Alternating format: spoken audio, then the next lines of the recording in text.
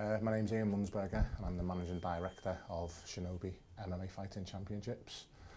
Role-wise, I'm overseeing the whole promotion. The promotion's been my sort of brainchild for the last couple of years, to be honest with you, Steve. And it's exciting that now obviously we're getting 6-7 days away from the show. So all the hard work and all the thoughts and visions are now hopefully going to come to fruition, and hopefully everybody's going to have a great night. Yeah, thank you, Ian. Before we get on to Shinobi, can you just give us a bit of background into your experiences in MMA leading you up to how you've come to be the director of Shinobi? I started off as most people do, a long time ago now, making myself sound very old, but I started off at around 17, 18 years of age as just a Thai boxing student, kickboxing student.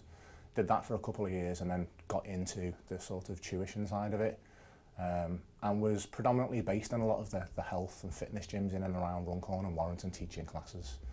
And a gym opened up not too far from where I live called the Wolf's Lair MMA Academy, which everybody now is obviously very familiar with. And I ended up just giving a knock on the door a couple of weeks after they opened and becoming a coach, a striking coach for them. And then really over the last 8 or 9 years, got quite heavily into MMA through the Wolf's Lair and spending a lot of time with the likes of Anthony McGann and Lee Gwynn, who own the Wolf's Lair. I was sort of given access really to a lot of the top fighters in the country and the likes of the UFC promotions and the people that worked in and around that. So sort of learnt my trade really the hard way as a coach, and then moving into management of the Wolf's Lair gym.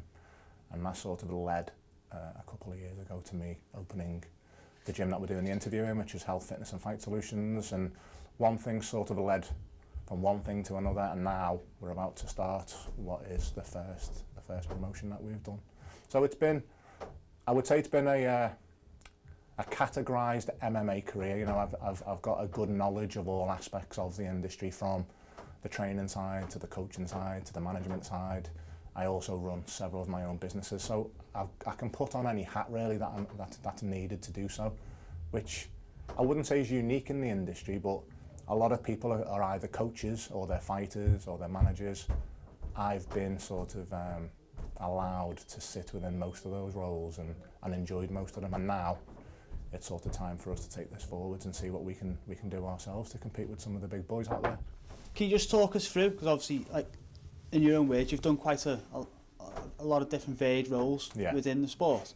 What was the catalyst for making you make the leap from coach and gym owner to being a promoter and putting on your own show? Yeah, I'm deeply passionate about mixed martial arts and most combat styles, to be honest with you. And you know, working in the likes of the Wolf's Lair and working with some of the better coaches in the country and some of the better coaches in the world, to be honest with you, and seeing how people do things. I sat back a couple of years ago and I thought to myself, I can do this, and I believe I can do just as good a job, if not better, than the people that are currently on the market at the moment doing it.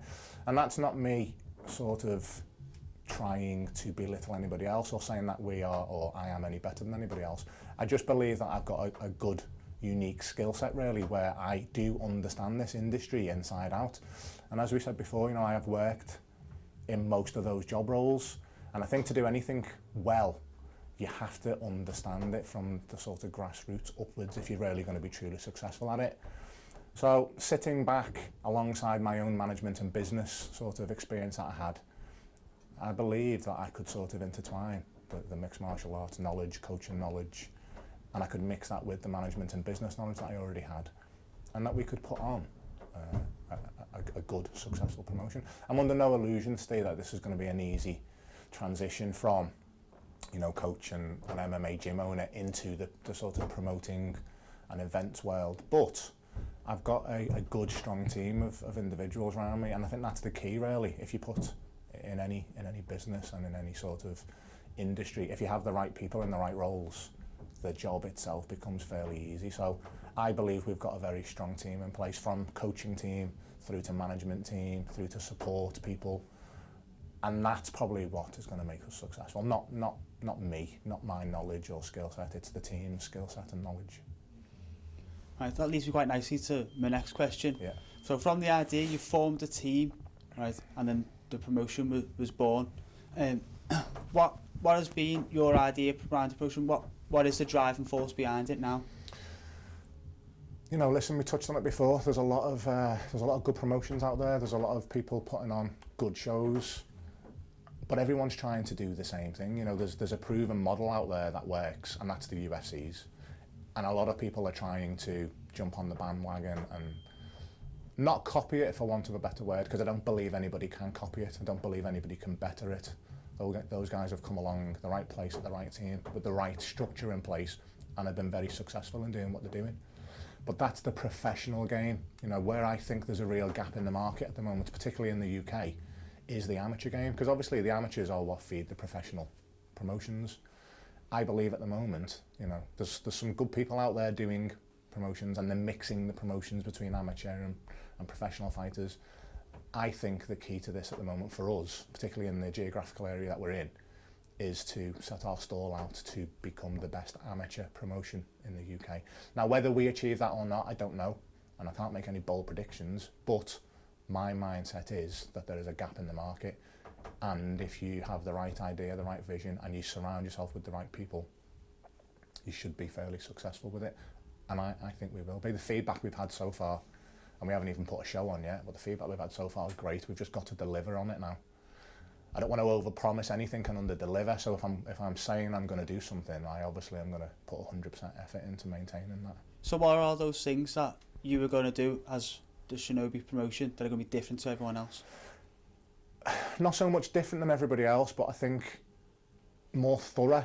I'm going to try and do a thorough job from start to finish. So from the media, the marketing, the website, you know, the forward-facing things that people see, we need to be consistent in what we're doing and deliver a consistent message. The facility has to be a good facility. The arena has to be professional, the structure, the organisation. But I think most importantly, above all those things, because they're all sort of remedial things that most people, if they put their mind to, can accomplish, it's looking after the fighters and getting the buy-in from the fighters and the gyms that provide the fighters. There's a lot of shows out there because there's a lot of people in the industry that believe, you know, they can make a quick buck doing it, or, you know, they just are passionate about MMA.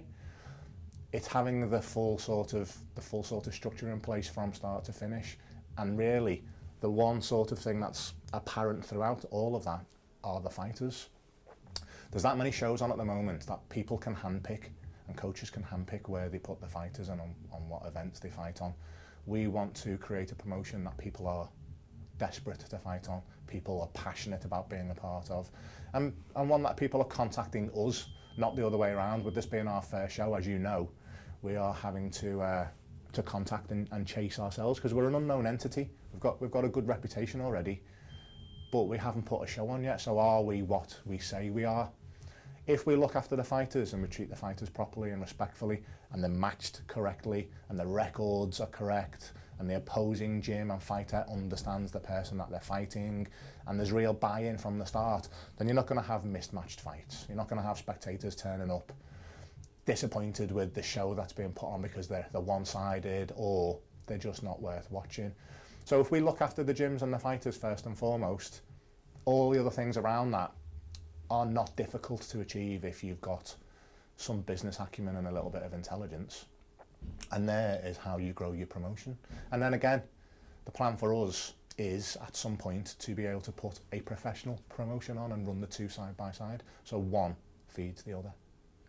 So what is it that you were going to do as a promotion that's different to everyone else to actually help fighters and look after them? What are the key things there that, because you're going to have to do different things, aren't you? So what are those things that fighters can look forward to? The structure that we've put in place and the individuals that we've put in place are, you know, very, very vocal about their skill sets and very vocal about the passion for the promotion that we're setting up. And there's an initial a point of reference there for everybody. So a lot of the promotions, you don't hear from them in the downtime from when there's no show on until they need you next time. We've got guys that are in regular contact with the fighters, regular contact with the gym. So customer service, for want of a better word. We've also put into place, you know, what I believe is a very good bonus package. Amateur fighters don't get paid to fight. That's why they're classed as amateur. But we've put a bonus package in place that rewards the fighters for the hard work and effort they put in. So apart from the usual £5 per ticket sale that most shows generate, we're offering a £100 bonus for the winner of each fight. We've got some really big sponsors on board, Bad Boy and CMP, who have generated a lot of interest for us from their end, but they've also supported us with, you know, some nice goodie bags and some nice items. So the winner again of every fight will get a goodie bag worth around 120, 130 pound retail cost. We've got fight of the night bonuses, submission of the night bonuses, knockout of the night bonuses. So we've got to be very careful that we're not paying a wage to people, because otherwise it's not an amateur show. But I don't think an amateur should suffer and not be rewarded for the types of incentives that the professional fighters are getting, because they work just as hard, they train just as hard. In fact, in some instances, they're having to balance jobs and training with fighting and family life. So we want them to be engaged really by the promotion, and we want them to believe that, you know, believe in us, that we actually are trying to create something for their benefit. Because if the fighters are happy, if the coaches in the gyms are happy and they're engaged, you're going to get a better organisation and a better fight night, and you know, your spectators are going to be happy and they're going to want to come back for more. And again, it's a bit of a snowball effect, isn't it? Right. Now that most of the hard work's done, and the show is less than a week away now, only 6 days away, how excited are you now to see all of your hard work come to fruition? Excited, yeah. Excited's maybe the wrong word for it. Probably, I wouldn't say I'm nervous. You know, I believe we've done everything right, and I think everything will go smoothly. And we may have the odd hiccup here and there, but it's nice to get everybody together, all the people I've been speaking to sort of remotely that have been working for us, and get the team structure in place and sort of say, hey, you know, guys, let's do this. Let's show the people that, you know, we can put a great show on, and we can deliver on all the promises that we've made. And I'm looking forward to the event, but I'm looking forward to sitting down after the event with everybody that's in place and giving each other a pat on the back. I've got no worries that it's not going to be successful. The numbers that we seem to have generated so far from a ticket sales point of view are encouraging. So yeah, I'm excited then, let's use your word. I can't think of anything better to put to it, to be honest with you. It's a lot of hard work, a lot of thought has gone into this. It'll be nice to sit back and see it actually in full flow, you know, because you've got a vision in your head of how you want things to look, and you've got a vision in your head of how you want it to feel and the atmosphere. But I suppose until we're actually in the thick of it on Saturday night around 8-9 o'clock, when we're maybe halfway through the fight card, then I'll probably feel the excitement then, and hopefully a lot of satisfaction and self-worth. Looking to the future, after this first show's done and dusted, what are your plans to grow this promotion? From a structure point of view, you know, we've got a great team in place.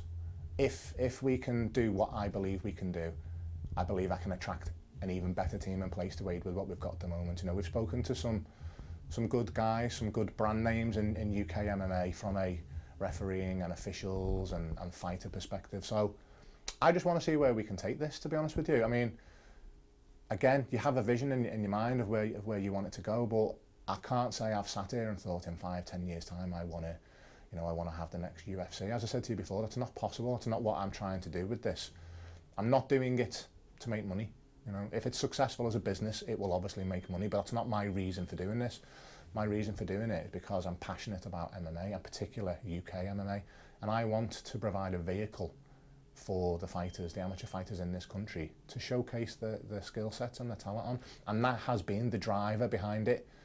If we make 1 pence or, you know, £10,000 on a show, you know, I'll be happy if we just make a profit, mate. It's not my driver. So this will go wherever we're capable of taking it to go to.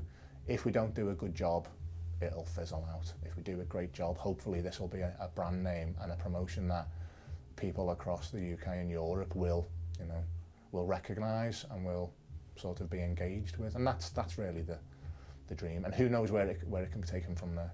But I need to get the first show out the way really before I start looking too far ahead. Yeah, you spoke a lot about the team you've put together, and how they've helped you. This is your opportunity now to give special mention, special thanks to the people who have helped all make this possible. Yeah, you know, listen, close friends, family members have helped. I've brought people in from the outside.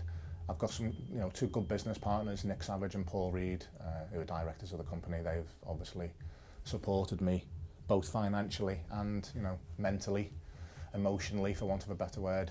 And we've got a good support team in and around them. Obviously, we've got yourself that we've brought on board as a matchmaker. You're doing a phenomenal job at the moment, mate. So even though we are face to face in a room now, I'd like to go on record and say, without the hard work you've done, we would certainly have struggled getting this first fight card together.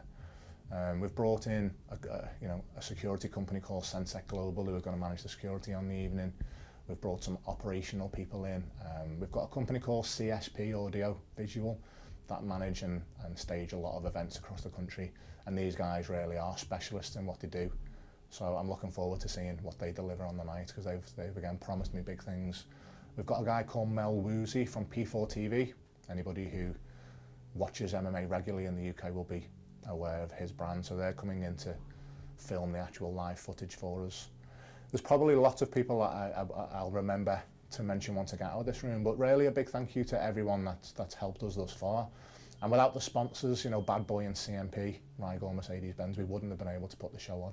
Bad Boy and CMP particularly, you know, John Paul Gardner and the team at Bad Boy, and Kerry Kay's old team at CMP, they really have supported us with the items, the gloves for the fight, and sponsorship revenues and media and marketing opportunities. So we have got a great team in place. You know, we've got a good medical staff, doctors, MMA officials with Neil Hall.